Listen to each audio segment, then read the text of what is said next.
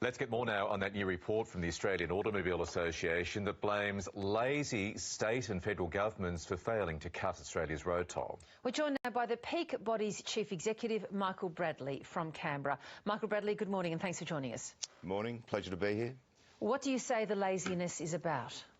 Well, we've got some pretty sobering numbers here which don't just tell us about the scale of the trauma on the road. What they tell us about is really the futility of the approach that's currently being undertaken by state and federal governments. What we have is a national road safety strategy which, after 8 or 9 years in action, we've got nearly half of the KPIs not being met, but most concerning to us is that we've got 25% of those are not even being measured, and that is the heart of the problem for us.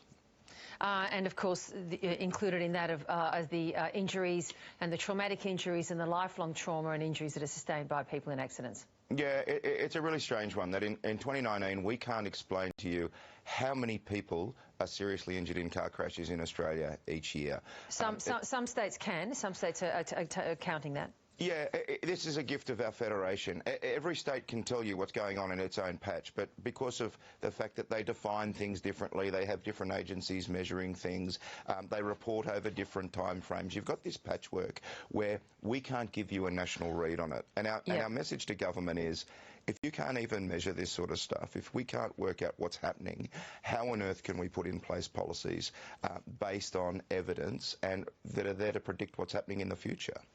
I want to return you, though, to my original question, which is you've called the state governments lazy, state and federal, for failing to reduce the road toll. How exactly? What has the laziness been about in your mind? It comes down to this. There is a need for greater coordination between state and federal governments. There are all sorts of data sets out there which are available, which are not available, which need to be. There needs to be greater federal leadership in bringing these things together so that federal and state governments and organisations like ours can understand what's going on. It's not good enough that after 9 years of a strategy, we've got 25% of the targets not even being measured. We've got to overcome this. We do this in the health sector. We do this in the education sector. Road trauma and road safety is not the only area of public policy where we've got problematic relationships or confusion between state and federal government.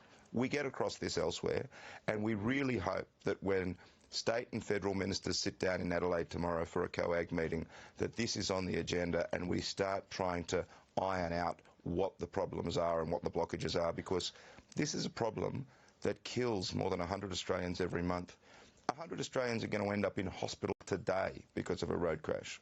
No, absolutely, and I guess that's why it's too serious an issue to play politics with, and I feel this morning we still don't have an answer to that key question of why you've called the response lazy. What you've described there is not lazy. There might be a failure to coordinate, but the data and the research is certainly out there, and the issue seems to be constantly it comes down to speed. Now, does your organisation believe that on many of the C-class and D-class roads that we have in this country, which are the less safe roads, not the Hume Highway and the like, that the speed on those roads needs to be lowered if we're to actually deal with these figures?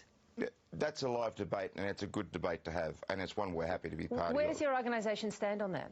Well, this is a state issue rather than a federal issue, and I think you'll find our state clubs are up for the conversation. It's a state-by-state issue, of course, because the states manage it. But do you like the idea of those speeds being reduced? Because what the figures and the stats tell us all the time is that country people are dying on country roads. That's true, and that is where most of our accidents happen, and it's where most of our trauma happens. But it's also true that speed is only one factor in the appropriateness or the safety levels of a road, be it a city road or an urban road. It comes down to whether or not we have appropriate line markings, we have lane widths, whether or not we've got divided roads. The speed of a road and the speed limit on a road should be determined by the quality of the road. Exactly, and given that you have C and D class roads where you're never going to, let's be honest, in a vast country like Australia, you're never going to fully bitumise all of those roads. You're not going to get dividers down the middle. You're not going to cut all the trees down on the side. The only lever that you have to pull there is speed. Now, there's pushback from automotive organisations all the time. There's even pushback from local communities. You're prepared to have your voice heard and say, drop those speeds? This is a hard one. People don't like being told that they have to drive slower in country regions. I accept that. But I also accept that speed is a factor. I wish I could tell you how many crashes or how many fatalities in Australia speed was a factor. It's actually one of the KPIs of our National Road Safety Strategy, and it's not actually being measured at the moment. So this goes right to the heart of the problem we're trying to highlight. If we had a better read, if we were counting this and we were able to, in an evidence-based way, have a conversation about where speed is a factor, on what roads, in what crashes, it'd be a much more informed debate and a much less emotive debate. According to all the information and the evidence that I've read, and it's a fair bit of it, speed is almost always a factor. It probably is always part of the equation. So is fatigue, so is driver distraction. Yep. But at the heart of this has got to be a data-driven approach to road safety. And at the moment, we've got a national road safety strategy where a quarter of the things that we're set out to achieve are not even being measured. It's the blind leading the blind, and that's the bit that's got to change. We can't keep approaching road safety as everyone with their own hobby horse talking about what their pet project is. We need the data on the table. That's a bit unfair. There are very august research associations out there doing a lot of work on this. I wouldn't call it blind leading the blind, but let's see where the Australian Automobile Association lines up when the big national discussion comes. Thanks for your time. Pleasure.